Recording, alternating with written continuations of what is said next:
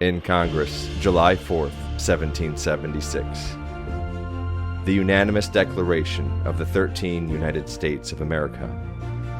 When in the course of human events it becomes necessary for one people to dissolve the political bands which have connected them with another, and to assume among the powers of the earth the separate and equal station to which the laws of nature and of nature's God entitle them, a decent respect to the opinions of mankind requires that they should declare the causes which impel them to the separation. We hold these truths to be self-evident, that all men are created equal, that they are endowed by their Creator with certain unalienable rights, that among these are life, liberty, and the pursuit of happiness, that to secure these rights, governments are instituted among men, deriving their just powers from the consent of the governed, that whenever any form of government becomes destructive of these ends, it is the right of the people to alter or to abolish it, and to institute new government, laying its foundation on such principles and organizing its powers in such form as to them shall seem most likely to affect their safety and happiness. Prudence indeed will dictate that governments long established should not be changed for light and transient causes, and accordingly all experience hath shown that mankind are more disposed to suffer while evils are sufferable than to right themselves by abolishing the forms to which they are accustomed. But when a long train of abuses and usurpations, pursuing invariably the same object, evinces a design to reduce them under absolute despotism, it is their right, it is their duty, to throw off such government and to provide new guards for their future security. Such has been the patient sufferance of these colonies, and such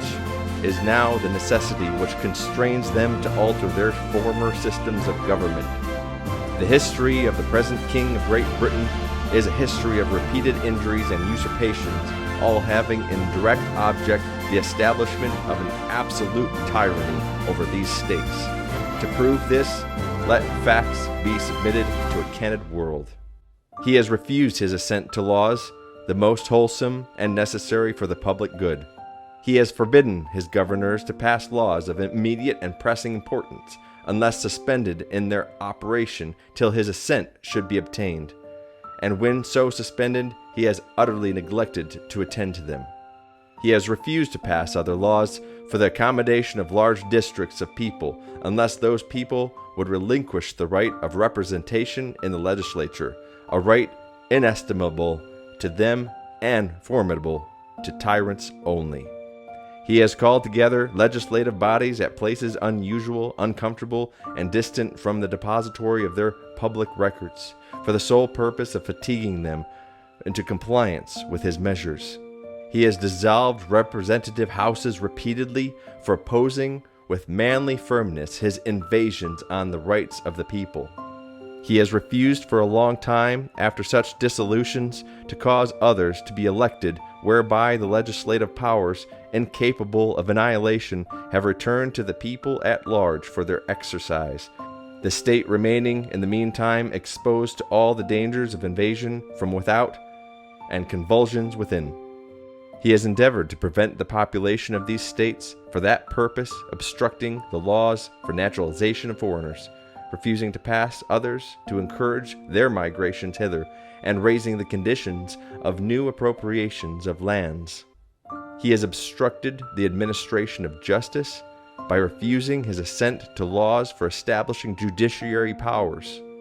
He has made judges dependent on his will alone for the tenure of their offices and the amount and payment of their salaries. He has erected a multitude of new offices and sent hither swarms of officers to harass our people and eat out their substance. He has kept among us,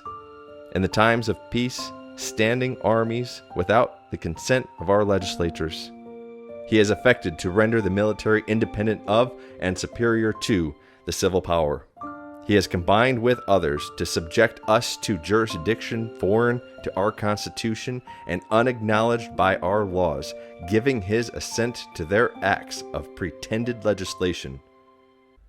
For quartering large bodies of armed troops among us, for protecting them by mock trial, from punishment for any murders which they should commit in the inhabitants of these states, for cutting off our trade with all parts of the world, for imposing taxes on us without our consent, for depriving us in many cases of the benefits of trial by jury, for transporting us beyond seas to be tried for pretended offenses, for abolishing the free system of English laws in a neighboring province, establishing therein an arbitrary government, and enlarging its boundaries so as to render it at once an example and fit instrument for introducing the same absolute rule into these colonies, for taking away our charters, abolishing our most valuable laws, and altering fundamentally the forms of our governments, for suspending our own legislatures, and declaring themselves invested with power to legislate for us in all cases whatsoever. He has abdicated government here by declaring us out of his protection and waging war against us. He has plundered our seas, ravaged our coasts, burnt our towns, and destroyed the lives of our people. He is at this time transporting large armies of foreign mercenaries to complete the works of death, desolation, and tyranny, already begun with circumstances of cruelty and perfidy scarcely paralleled in the most barbarous ages and totally unworthy the head of a civilized nation. He has constrained our fellow citizens taken captive on the high seas to bear arms against their country, to become the executioners of their friends and brethren, or to fall themselves by their hands. He has excited domestic insurrections among us, and has endeavored to bring one of the inhabitants of our frontiers, the merciless Indian savages, whose known rule of warfare is an undistinguished destruction of all ages, sexes, and conditions. In every stage of these oppressions we have petitioned for redress in the most humble terms. Our repeated petitions have been answered only by repeated injury. A prince whose character is thus marked by every act which may define a tyrant is unfit to be the ruler of a free people. Nor have we been wanting in attentions to our British brethren. We have warned them from time to time of attempts by their legislature to extend an unwarrantable jurisdiction over us. We have reminded them of the circumstances of our emigration and settlement here. We have appealed to their native justice and magnanimity, and we have conjured them by the ties of our common kindred to disavow these usurpations, which would inevitably interrupt our connections and correspondence. They too have been deaf to the voice of justice and of consanguinity. We must therefore acquiesce in the necessity which denounces our separation, and hold them, as we hold the rest of mankind, enemies in war, in peace, friends. We, therefore, the representatives of the United States of America in General Congress, assembled, appealing to the Supreme Judge of the world for the rectitude of the intentions due in the name and the authority of the good people of these colonies, solemnly publish and declare that these united colonies are, and of right, ought to be free and independent states, that they are absolved from all allegiance to the British Crown, and that all political connection between them and the state of Great Britain is and ought to be totally dissolved, and that as free and independent states they have full power to levy war, conclude peace, contract alliances, establish commerce, and to do all other acts and things which independent states may of right do. And for the support of this declaration, with a firm reliance on the protection of divine providence, we mutually pledge to each other our lives, our fortunes,